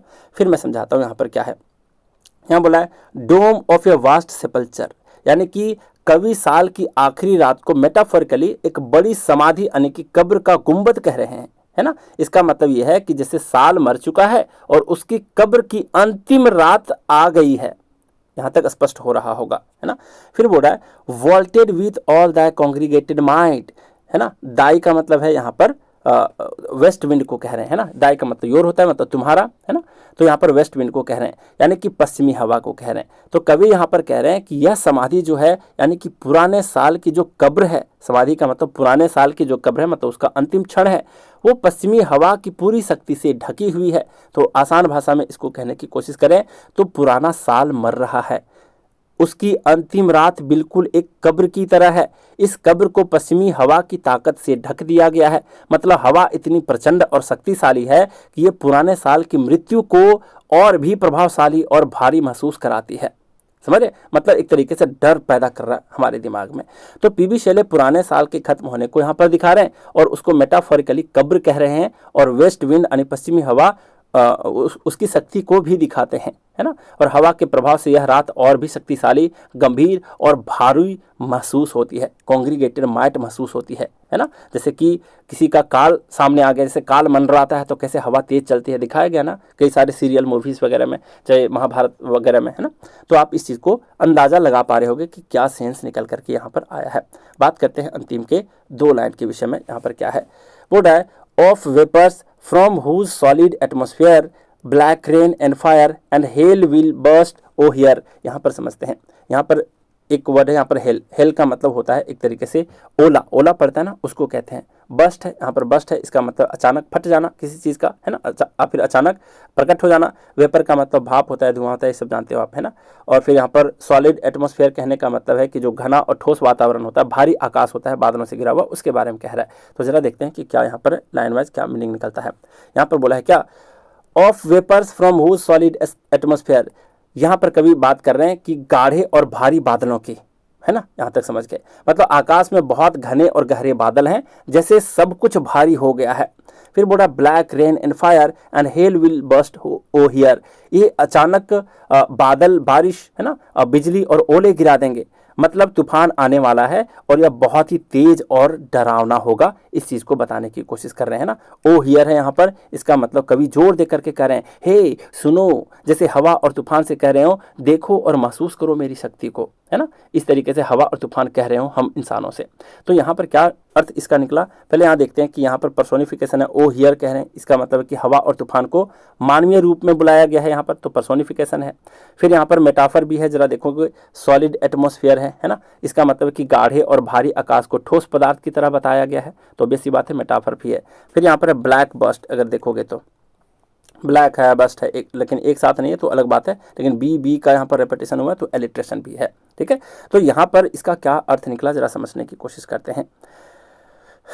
इसका क्या मतलब निकला, तो यहाँ पर समझने की कोशिश करो कि यहाँ बोल रहे हैं कि पुराने साल के खत्म होने के बाद पश्चिमी हवा इतनी शक्तिशाली और तेज है कि गाढ़े बादल, है ना, यहाँ पर देख पा रहे हो, एकदम गाढ़े बादलों से बारिश और बिजली और ओले ला सकती है। कौन? पश्चिमी हवा। और कवि इसे जोर दे करके महसूस करने के लिए कह रहे हैं, है ना। मतलब हवा जो है वो सिर्फ हल्की हवा नहीं है, बल्कि पृथ्वी की प्रचंड शक्ति है जो डर और विस्मय पैदा करने की कोशिश कर रही है। तो यहाँ पर ऑब्वियस सी बात है, यहाँ पर जो है ये जो स्टांजा है वो वेस्ट विंड की विनाशकारी शक्ति और प्रकृति में तूफान की जो एकदम अप्रत्याशित अचानक है ना फिर भयानक ऊर्जा को दर्शाने की कोशिश कर रहा है। यहाँ पर हवा न केवल वातावरण को बदल देती है बल्कि उसकी तीव्रता और शक्ति से भी हम रीडर्स को क्या कर रही है, एक तरीके से स्तब्ध कर देती है। ठीक है, तो आप समझ पा रहे होगे और बहुत बढ़िया से समझ पा रहे होगे कि क्या किसका अर्थ है। थर्ड पार्ट है, जरा देखते हैं थर्ड पार्ट को। यहाँ पर सारे वर्ड्स को देखते हैं। यहाँ पर है डिड्स। डिड्स कहने का मतलब है डीड, है ना, डीड का पुराना रूप होता है, यानी डीड, ये वाला डीड का पुराना रूप डिड्स है। फिर यहाँ पर क्या है, यहाँ पर है वेकन। वेकन कहने का मतलब है जगाना, किसी को जगा देना। फिर है समर ड्रीम्स, यानी कि गर्मियों के सपने, मतलब आराम और जो सुस्ती की स्थिति होती है ना उसको कह रहा है यहाँ पर समर ड्रीम्स। फिर यहाँ पर ब्लू मेडिटेरेनियन, तो मेडिटेरेनियन आप लोग जानते होंगे एक भूमध्य सागर को बोलते हैं, नीला भूमध्य सागर जिसको कहते हैं, है ना। फिर यहाँ पर ले है, ले कहने का मतलब लेटा हुआ अपनी शांति की स्थिति में। फिर यहाँ पर है लल्ड, यहाँ पर देखो लल्ड है, यहाँ पर एपस्ट्रफी है, यहाँ पर ई लगा दो बस, है ना। तो लल्ड, तो लल का मतलब क्या होता है, लल का मतलब होता है शांत करना, है ना। तो यहाँ पर है लल्ड यानी कि शांत किया। फिर है कोयल, कोयल कहने का मतलब एक लहरों का जो घेरा है उसके बारे में यहाँ पर कह रहा है। फिर यहाँ पर क्रिस्टलाइन स्ट्रीम्स है, जिसका मतलब होता है साफ और चमकती हुई जो नदियां हैं, धाराएं हैं, उसको कह रहा है। समझते हैं क्या किसका अर्थ होता है। यहाँ पर बोल रहा है thou who didst waken from his summer dreams, यानी कि है तू जिसने उसे उसके गर्मियों के आराम या सपनों से जगा दिया। यहाँ पर इसका मतलब है कि वेस्ट विंड जो है, पश्चिमी हवा है, वो समुद्र को सक्रिय कर रही है। अगला लाइन से अब समझ में आएगा, है ना, कि समुद्र को सक्रिय कर रही है जो पहले शांत और सुस्त था, है ना, वो समुद्र सुस्त था। जैसे यहाँ पर बोल रहा है the blue Mediterranean where he lay, नीला भूमध्य सागर जहां वह शांति से लेटा था। मतलब समुद्र पहले शांत और नीला था, बिल्कुल सोते हुए किसी की तरह था, है ना, किसी व्यक्ति की तरह। फिर बोल रहा है lulled by the coil of his crystalline streams, अपनी चमकती हुई धाराओं के घूमते हुए प्रभाव से शांत था, है ना। यहाँ पर समुद्र के विषय में कह रहा है, उसको क्या कह रहा है यहाँ पर जरा देखते हैं। जो समुद्र की हल्की और जो साफ धाराएं हैं उसे आराम देती हैं, जैसे कि मतलब झूला झुला रही हो उस तरीके से, है ना। किसके बारे में ये कह रहे हैं, मेडिटेरेनियन सी के बारे में, है ना, समुद्र के बारे में। तो जरा यहाँ पर बात करते हैं। यहाँ पर है समर ड्रीम्स है, तो समर ड्रीम्स यानी कि समुद्र के शांत रहने की स्थिति को सपनों से तुलना दी गई है। इसका मतलब है कि यहाँ पर मेटाफर का इस्तेमाल है। बात करते हैं इसका अर्थ क्या है। यहाँ पर पीबी शेले कह रहे हैं कि पश्चिमी हवा जो है, वेस्ट विंड जो है, वो समुद्र को जगा देती है, ब्लू मेडिटेरेनियन को जगा देती है। भूमध्य सागर पहले शांत और सुस्त था, अपनी साफ और घूमती धाराओं के साथ आराम कर रहा था। हवा उसकी नींद और सुस्ती को तोड़ करके उसे सक्रिय कर देती है। तो इस स्टैंजा में देखने की कोशिश है कि वेस्ट विंड की शक्ति और जो प्राकृतिक घटनाओं को जीवंत करने की क्षमता है वो दिखाता है ना। तो हवा केवल देखने में हल्की नहीं बल्कि समुद्र जैसी बड़ी चीज को भी हिला सकती है, इसके बारे में है। अगला देखते हैं, अगला स्टैंजा में क्या दे रखा है। यहाँ है बिसाइड या प्यूमिस आइल इन 22 बे। यहाँ पर समझते हैं पहले, यहाँ पर है बिसाइड। बिसाइड कहने का मतलब है उसके पास ही, है ना। प्यूमिस आइल, आइल कहने का मतलब, आइल मतलब समझते हो, आइल का मतलब होता है छोटा सा द्वीप को बोलते हैं, है ना। और प्यूमिस का मतलब एक पत्थर होता है, एक तरीके का चट्टान होता है ना। तो वही कह रहा है कि प्यूमिस पत्थर की जो छोटी सी द्वीप है, आइल है, उसके बारे में है। फिर यहाँ पर है बाइस, है ना, 22 बे। तो 22 बे मतलब इटली में एक खाड़ी है, जैसे हमारे यहाँ ना बंगाल की खाड़ी, उसी तरीके से 22 बे है, यानी कि इटली की एक खाड़ी का नाम है ना, समुद्र में है। फिर यहाँ पर 100 है, 100 कहने का मतलब है देखा। फिर यहाँ पर बात करते हैं अगला क्या है। यहाँ पर है ओल्ड पैलेसेस। ओल्ड पैलेसेस मतलब पुराने महल को कह रहा है। टावर्स का मतलब आप जानते हो, मीनारें, टावर, है ना। क्विवरिंग है, क्विवरिंग का मतलब कांपते हुए या फिर हिलते हुए। फिर यहाँ पर बोल रहा है वेव्स इंटेंसर, वेव्स इंटेंसर रे, है ना। यहाँ पर है डे। अब समझते हैं क्या इसका मतलब है। यहाँ पर है यहाँ पर डे है या रे है, ठीक है, समझ में आ जाएगा, है ना। वेव्स इंटेंसर रे होना चाहिए। अब जरा देखते हैं जो भी है, यहाँ पर समझेंगे इसका अर्थ क्या निकल करके आया। पहले तो एक करके मीनिंग समझते हैं। यहाँ पर बोल रहा है बिसाइड या प्यूमिस आइल इन 22 बे, यानी कि बाइये की खाड़ी में प्यूमिस पत्थर की एक छोटी द्वीप के पास, कभी यहाँ पर किसी छोटी सी द्वीप के पास खड़े हैं, एक तरीके से ये बताने की कोशिश है। And saw in sleep old palaces and towers, यानी कि और उन्होंने नींद में, है ना, अपने शांत अवस्था में पुराने महल और मीनारों को देखते हैं, यानी कि सपने में देख रहे हैं, एक तरीके से, मत सपने में नहीं देख रहे हैं। यहाँ पर समझेंगे, यहाँ पर क्या बोर्ड है, quivering within the waves intenser day. यहाँ पर कह रहा है यहाँ पर इसका मतलब है कि लहरों की तेज चमक में कांपते हुए। मतलब ये हुआ कि समुद्र की हल्की लहरों और धुंधली रोशनी में पुराने महल और जो मीनारें हैं वो शांत और स्थिर प्रतीत हो रही। कहाँ पर? समुद्र की हल्की लहरों में। ठीक है। और सूरज की तेज रोशनी में लहरों पर महल और मीनारें जो है वो झिलमिला रही हैं, है ना, जैसे हल्की सी हिल रही हों। तो आप थोड़ा सा इमेजिन कर पा रहे हो? इमेजरी प्रतीत हो रहा है आपको यहाँ पर। Quivering within the waves intense जो रे है, इससे पता चल जाएगा आपको, है ना। अब क्या समझ में आता है यहाँ पर जरा देखते हैं। इसका पहले अर्थ क्या निकला। यहाँ पर देखो प्यूमिस आइल है, पहले यहाँ पर देख लो कि कौन सा फिगर ऑफ स्पीच है।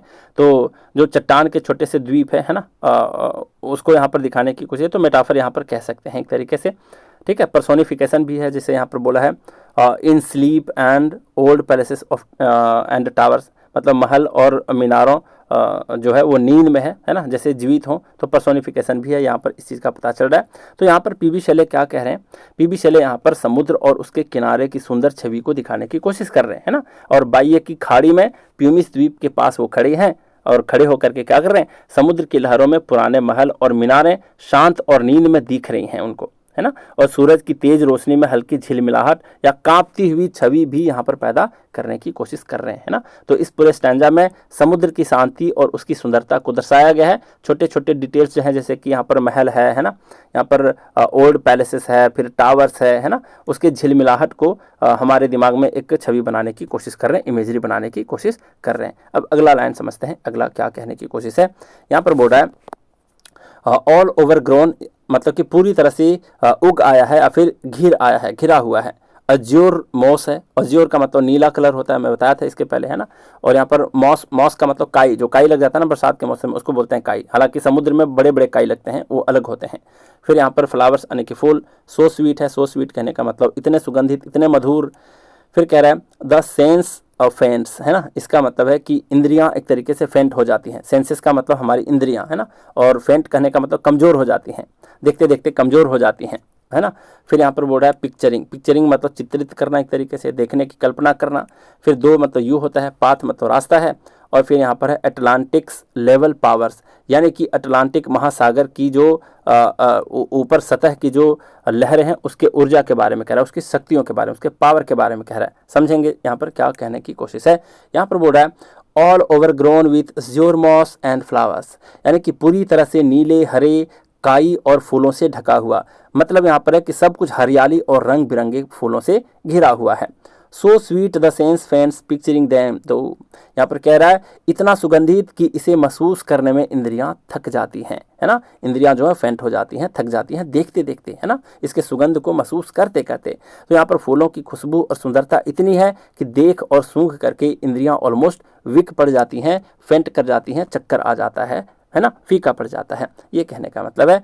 फिर बोल रहा है thou for whose path the Atlantic's level powers, यानी कि जिसके रास्ते के लिए अटलांटिक महासागर की जो ऊपरी शक्तियां हैं उसके बारे में। मतलब पश्चिमी हवा जो है ना, दो यहाँ पर कहने का मतलब पश्चिमी हवा को कह रहे हैं वो, है ना। तो पश्चिमी हवा जिसके मार्ग से गुजरती है, यानी कि अटलांटिक महासागर की ऊर्जा को भी अपने नियंत्रण में ले लेती हैं, ये मतलब निकला इसका। समझेंगे इसका क्या मतलब है, यहाँ समझो। यहाँ पर बोल रहा है पीबी शैलेज यहाँ पर कह रहे हैं कि जो समुद्र और उसके किनारे की जो प्राकृतिक सुंदरता है ना, उसको दिखाने की कोशिश कर रहे हैं। जगह पूरी तरह से नीले हरे काई और रंग बिरंगे फूलों से भरी हुई है ना। और इसकी जो खुशबू है और जो दृश्य है इतनी सुंदर है कि इंद्रियां ऑलमोस्ट वीक पड़ जाती हैं, फेंट कर जाती हैं, है ना। पश्चिमी हवा जो है जिस मार्ग से गुजरती है और जिस महासागर से गुजरती है उसकी शक्ति को भी अपने नियंत्रण में ले लेती है, जैसे अटलांटिक लेवल पावर्स को भी अपने नियंत्रण में ले लेती हैं।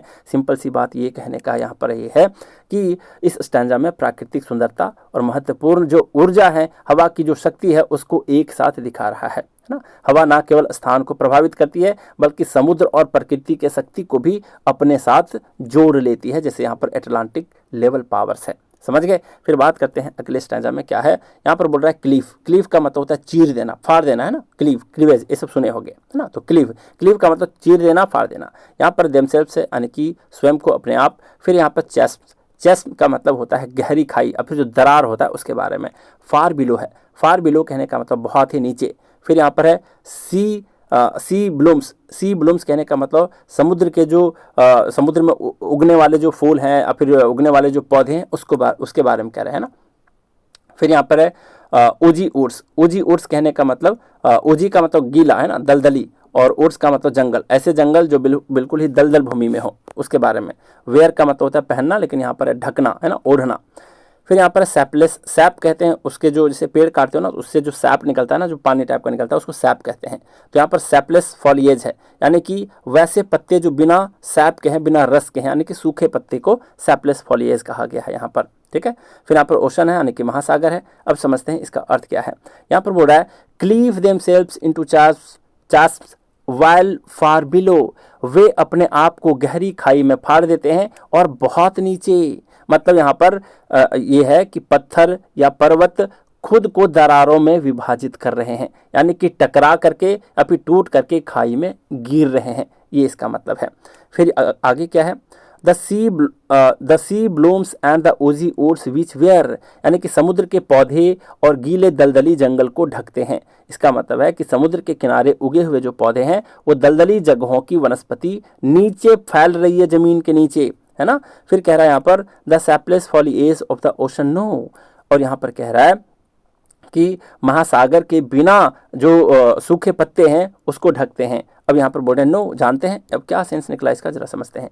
इसका सेंस ये निकला, यहाँ पर जो पीबी शैले हैं वो प्रकृति की शक्ति और उसकी एक विविधता को दिखाने की कोशिश कर रहे हैं कि नहीं। जैसे पर्वत और चट्टानें अपने आप को क्या कर रही हैं, खाई में गिरा रही हैं, फाड़ दे रही हैं, एक तरीके से अपने आप को जमीन में समा दे रही हैं, है ना। नीचे समुद्र के जो पौधे हैं वो दलदली जंगल में फैले हुए हैं, जो सूखी पत्तियों से ढके हुए हैं, यहाँ पर देख रहे हो। फिर आगे कह रहा है, इसका मतलब क्या निकला कि ऊपर से हवा और पर्वत की शक्ति दिख रही है, नीचे समुद्र और वनस्पति उसे स्वीकार कर रही है, ये इसका सेंस निकला। और अगर बात करने की कोशिश करें तो यहाँ पर है, इस स्टैंजा में पता चल रहा है प्राकृतिक दृश्य और उसकी शक्ति का, है ना। ऊपर पर्वत है और हवा की प्रचंड ताकत है, नीचे समुद्र और वनस्पति की स्थिरता और जीवन का सिलसिला आगे बढ़ता चला जा रहा है, इसके बारे में है। ठीक है। फिर बात करते हैं, यहाँ पर बोला है क्या, यहाँ पर बोला है ट्रेम्बल का मतलब होता है कांपना, है ना, और डिस्पॉइल का मतलब होता है खुद को बर्बाद कर लेना, फिर नष्ट कर देना। ठीक है। अब यहाँ पर समझते हैं क्या इसका सेंस निकला। यहाँ पर बोल रहा है thy voice and suddenly grow grey with fear, यहाँ पर बोल रहा है कि तेरी आवाज़ सुन करके वे अचानक डर से फीके पड़ जाते हैं, है ना। मतलब है कि पश्चिमी हवा की आवाज़ से समुद्र और प्रकृति भी डर जाती है। अभी अभी ऊपर देखे उसका ही कनेक्शन है यहाँ पर, है ना। मतलब पश्चिमी हवा की आवाज़ से समुद्र और प्रकृति भी डर जाती है। फिर बात करते हैं, यहाँ पर बोल रहा है and tremble and spoil themselves oh hear, यहाँ पर बोल रहे हैं और कांपने लगते हैं और खुद को बर्बाद कर लेते हैं, ओ हवा मेरी सुनो, है ना। मतलब तूफान जैसी हवा से प्रकृति डर जाती है, कांपने लगती है और खुद को नष्ट कर देती है। समझ गए। तो यहाँ पर कवि कह रहे हैं कि पश्चिमी हवा गरजती है तो समुद्र और प्रकृति की चीज़ें भी उसकी आवाज़ से डर करके ट्रेम्बल करने लगती हैं, यानी कि कांपने लगती हैं, है ना। वे अपनी शक्ति को खो देती हैं और मानो खुद को बर्बाद कर डालती हैं। यहाँ पर पीबी शैले हवा की भयानक ताकत दिखा रहे हैं और उसे प्रार्थना कर रहे हैं, ओ हवा मेरी भी सुनो, ओ हवा, है ना, इस तरीके से। फिर बात करते हैं लास्ट जो यहाँ पर है, लास्ट कैंटो है, इसको देखते हैं। यहाँ पर क्या कह रहा है, if I were a dead leaf दो माइटिएस्ट बियर, यहाँ पर समझते हैं। यहाँ पर है दो का मतलब यू होता है, आप जानते हो, और फिर यहाँ पर माइटिएस्ट है, माइटिएस्ट कहने का मतलब यहाँ पर ऐसा कर सकता था, है ना, इसके बारे में कह रहा है। और बियर कहने का मतलब यहाँ पर उठा करके कहीं ले जाना, है ना, उस तरीके से है। और फिर बियर का मतलब बहुत चीज़ होता है, जन्म देना, सहना, तो लेकिन यहाँ पर अलग सेंस में, ले जाने के सेंस में। स्विफ्ट का मतलब होता है तेज़। पैंट का मतलब क्या होता है, पैंट का मतलब होता है हाँफना, फिर जोर जोर से सांस लेना, है ना। फिर यहाँ पर बीनीथ का मतलब होता है नीचे, और यहाँ पर कुछ वैसा है नहीं। फिर यहाँ पर इसका अर्थ क्या निकला जरा देखते हैं। यहाँ बोल रहा है if I were a dead leaf दो माइटेस्ट बियर, अगर मैं एक मरा हुआ पत्ता होता तो तू मुझे, मतलब हवा को कह रहा है ना, हवा कह रही है कि अपनी शक्ति से उड़ा ले जाती, है ना, तू मुझे अपनी शक्ति से उड़ा ले जाती। दूसरा लाइन है if I were a swift cloud to fly with thee, अगर मैं एक तेज बादल होता तो तेरे साथ उड़ जाता। A wave to pant beneath thy power and share, अगर मैं एक लहर होता तो तेरी शक्ति के नीचे हाँफता और तेरी ताकत को साझा करता, शेयर करता, है कि नहीं। तो यहाँ पर जरा बात करते हैं। अच्छा, यहाँ पर देखो एक क्या है, इफ़ आई वर, है ना, तो दो बार रिपीट हुआ है। तो इस तरीके से जब दो बार रिपीट होता है, फिर बार बार जब प्रयोग होता है, उस चीज़ का जोर देने के लिए, तो इसको क्या बोलते हैं, इसको एनाफोरा बोलते हैं। याद है आपको? वैसे एनाफोरा मैं कवर नहीं किया था, लेकिन एनाफोरा मैं इसी तरीके से कवर कराता जाऊंगा सारे पोएम में, तो याद रख लोगे। तो इस तरीके से जब कोई फ्रेज बार बार उस चीज़ को एम्फेसाइज करने के लिए प्रयोग में लाया जाता है, तब उसको एनाफोरा फिगर ऑफ स्पीच कहा जाता है ना। इफ़ आई वर करके 2 बार है यहाँ पर, है ना, तो समझोगे इसको। और पर्सोनिफिकेशन भी है, पत्ता, बादल और लहर को इंसानी गुण दिखाए गए हैं, तो ऑब्वियस सी बात है कि यहाँ पर पर्सोनिफिकेशन भी है।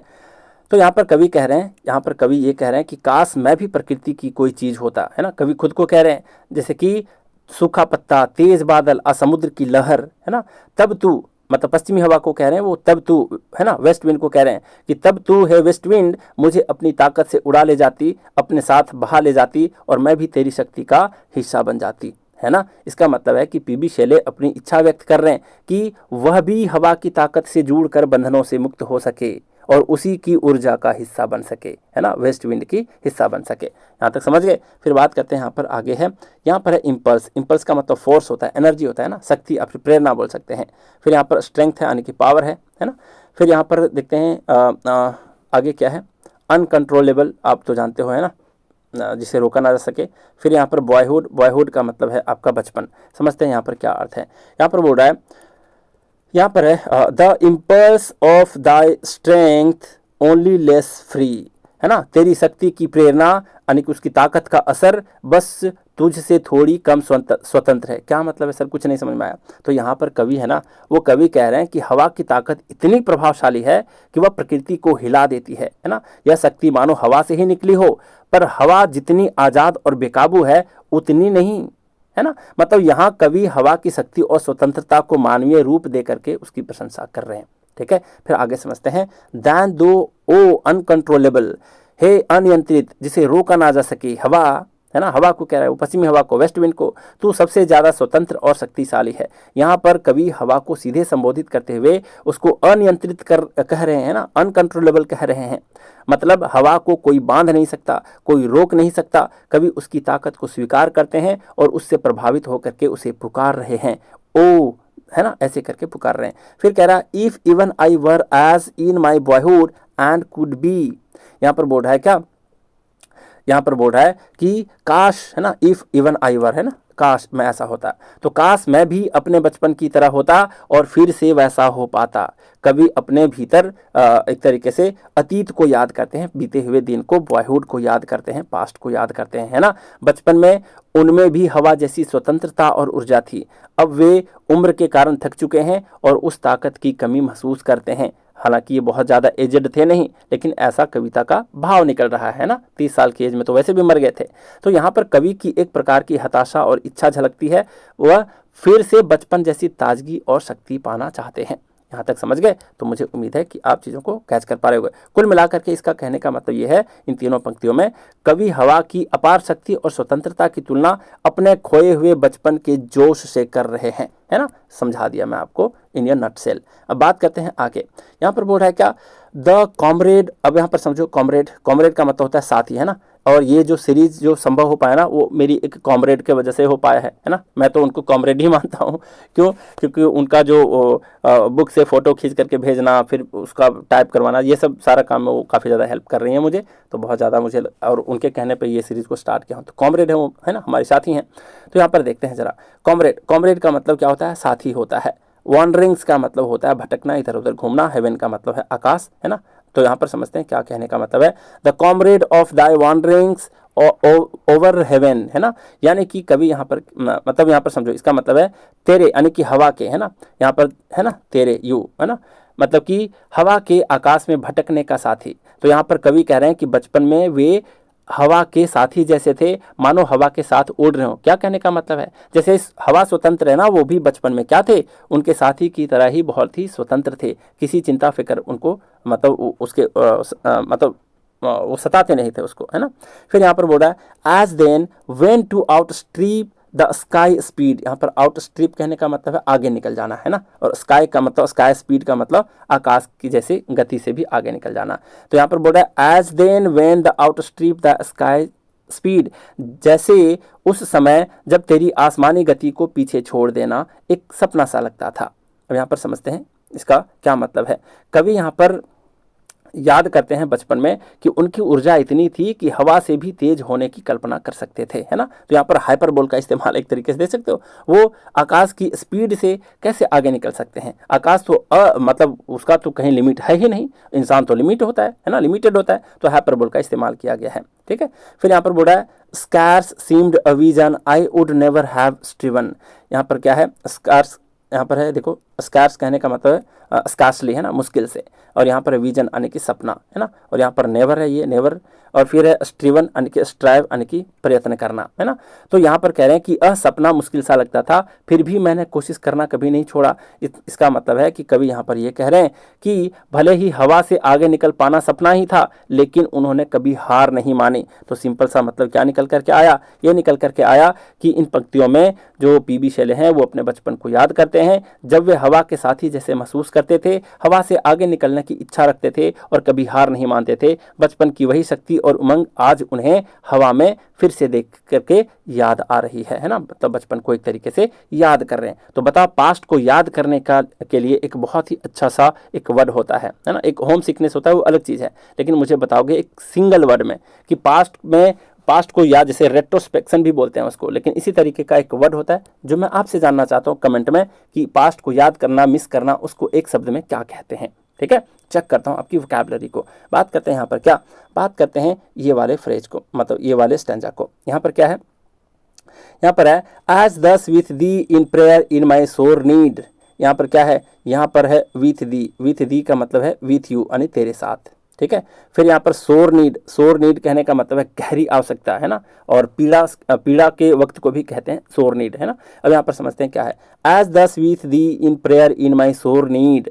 यहाँ पर है इस तरह अपनी गहरी आवश्यकता यानी दुख के समय, है ना, दुख के समय मैं तुझसे हवा से प्रार्थना करता हूँ, है ना, प्रेयर कर रहे हैं, वो प्रार्थना कर रहे हैं। ठीक है, फिर क्या मतलब इसका मतलब है कि कवि स्वीकार करते हैं कि जैसे पहले हवा उसकी साथी थी उसी तरह अब कठिन समय में वह हवा से प्रार्थना करते हैं कि उसकी वो मदद करे। अब देखते हैं क्या मदद मांग रहे हैं। यहाँ बोल रहा है O lift me as a wave a leaf a cloud. हे हवा मुझे भी एक लहर, एक पत्ता और एक बादल की तरह उठा ले रे देवा। अब इस दुनिया में नहीं रहना है, बहुत कष्ट है, समझ पा रहे हो कि नहीं। तो इसी तरीके से बोल रहे हैं O lift me as a wave a leaf a cloud, मुझे लहर की तरह, है ना, लीफ यानी पत्ती की तरह और बादल की तरह, जिस तरीके से इन चीज़ों को तुम उठा के ले जाती हो, उठा ले रे देवा। मतलब वो बोल रहे हैं हवा से कि मुझे भी उठा ले। मतलब कवि चाहते हैं कि हवा उसे प्रकृति की इन हल्की चीज़ों की तरह उठा ले जाए और उसकी बेबसी को शक्ति में बदल दे, है ना। और वो चाहते हैं, यहाँ पर कवि चाहते हैं कि वो फिर से स्वतंत्र और हल्का और ऊर्जावान हो जाए, इस दुनिया के बंधनों से मुक्त हो जाए। ठीक है, तो समझ पा रहे होगे। फिर यहाँ पर बोला I fall upon the thorns of life I bleed. अब देखो कितनी मार्मिक बात है। यहाँ पर क्या कह रहे हैं, समझने की कोशिश करते हैं। यहाँ पर है फॉल अपॉन का मतलब गिर जाना, थॉर्न्स ऑफ लाइफ यानी कि जीवन के कांटे में, यानी कि मुश्किल की घड़ियों में, दुख की घड़ियों में कह रहे हैं। ब्लीड कहने का मतलब पीड़ित होना, खून बहना। इसका मतलब क्या निकला, मैं जीवन के कांटों पर गिर चुका हूँ, मैं लहूलुहान हूँ। कभी अपनी मानसिक पीड़ा और जीवन की कठिनाइयों को कांटों से तुलना कर रहे हैं और इसलिए यहाँ पर कह रहे हैं क्या, यहाँ पर है द थॉर्न्स ऑफ लाइफ। तो यहाँ पर भी आप देख रहे होगे कि एक तरीके से मेटाफर का इस्तेमाल है ना। और यहाँ पर ओ करके वहाँ पर सीधा संवाद कर रहे हैं, तो ऑब्वियस सी बात है कि यहाँ पर एक तरीके से सीधा संवाद है उससे, तो उसको क्या कहते हैं, उसको क्या कहते हैं, एपस्ट्रॉफी कहते हैं ना। सीधी हवा से बात करें तो एपस्ट्रॉफी है। तो यहाँ पर कह रहे हैं कि कवि अपनी मानसिक पीड़ा और जीवन की कठिनाइयों को कांटों से तुलना करें और वो इतना दुखी हैं कि उन्हें लगता है जैसे जीवन में ने उसको घायल कर दिया है, ब्लीड कर दिया है, और वो खून से लहूलुहान है, मतलब जिंदगी के सताए हुए हैं, है ना। सुने हो ना गाने। तो उसी तरीके से है कि इन पंक्तियों में कवि दुख और थकान से टूटा हुआ है और वह जो हवा से प्रार्थना कर रहे हैं कि जैसे वह लहर को, पत्ता को, बादल को उठा ले जाती हैं, वैसे ही उसे भी उठा ले। उसका जीवन कठिनाइयों और पीड़ा यानी कांटों से भरा हुआ है ना। और अपने दुख को गहरे मेटाफर के रूप में यहाँ पर व्यक्त करने की कोशिश कर रहे हैं। अब देखते हैं यहाँ पर क्या दे रखा है, a heavy weight of hours has chained and bowed one too like thee tameless and swift and proud. क्या कहने का मतलब है यहाँ पर देखो, a heavy a heavy weight of hours had change and bowed, है ना, समय के बोझ ने मुझे बांध दिया है और मुझे बो कर दिया, यानी झुका दिया है ना। कवि यहाँ पर कह रहे हैं कि समय और जीवन की कठिनाइयों ने उसे इतना ज़्यादा दबा दिया है कि उनकी स्वतंत्रता और ऊर्जा समाप्त हो गई है और अब वो थका हुआ और बेबस महसूस कर रहे हैं, है ना। फिर यहाँ पर बोल रहे हैं क्या, one too like thee tameless and swift and proud, है ना। यहाँ पर क्या है, यहाँ पर है टेमलेस। टेमलेस का मतलब होता है जिसको काबू ना किया जा सके, मतलब बेकाबू है। स्विफ्ट कहने का मतलब तेज और फुर्तीला होता है ना। और प्राउड का मतलब बिल्कुल ही गर्वित होना होता है। तो यहाँ पर कवि कह रहे हैं कि कभी मैं भी तेरी तरह ही था, बेकाबू, तेज और प्राउड था, गर्वित था, है ना। कवि याद करते हैं अपने बचपन को और जवानी में वह भी हवा की तरह आज़ाद, शक्तिशाली और गर्वित थे, बचपन और जवानी में, है ना। पर अब समय ने उन्हें कमजोर और झुका दिया है। तो इन पंक्तियों से क्या पता चलता है कि कवि अपनी वर्तमान स्थिति मतलब समय से दबा हुआ, कमजोर, टूटा हुआ महसूस करते हैं और अपने अतीत आने की स्वतंत्र और तेज और गर्वित समय को याद करते हैं और उसके बीच को अंतर मतलब उन दोनों के बीच का अंतर दिखाते हैं, है ना। पहले वह जैसे थे लेकिन अब जीवन ने उसे झुका दिया है कि नहीं। तो यहाँ तक आपकी कविता समाप्त हो जाती है। मुझे उम्मीद है कि आप सारी चीज़ों को समझ पाए होंगे, बहुत ही बढ़िया तरीके से आप समझ पाए होंगे। तो 4 कैंटोस को आपको पढ़ने थे, सारा कुछ मैं पढ़ा दिया। और इस वीडियो को ज़रूर से ज़रूर लाइक करना क्योंकि बहुत ज़्यादा मेहनत लगता है। आप जितने आसानी से आपको मिल जा रहा है ना, आपको लग रहा है ना, उतना आसान नहीं इसको कवर करना, मैं सही बता रहा हूँ। मतलब इस सीरीज़ को अगर फॉलो कर लिए तो एक भी क्वेश्चन अगर छूट जाएगा ना तो मेरे पास आना, ठीक है, कि सर ये क्वेश्चन आपके पढ़ाई हुए से नहीं आए, है ना। और प्रैक्टिस बैच में तो बखूबी मैं इतने सारे क्वेश्चन वहाँ पर सेट कर देता हूँ, इतने प्रैक्टिस करवा देता हूँ कि आप तो वैसे भी नहीं भूलोगे, है ना। तो इसको भी ज्वाइन करने की कोशिश करना और वीडियो को लाइक करना मत भूलना, मुझे उससे काफ़ी ज़्यादा अप्रिसिएशन मिलता है ना। तो चलिए, आज भी बहुत कुछ सीखा पाया। इतने देर पेशेंटली सुनने के लिए, देखने के लिए आपका बहुत बहुत धन्यवाद। चलिए आज का वीडियो यहीं रैप अप करते हैं। Thank you very much.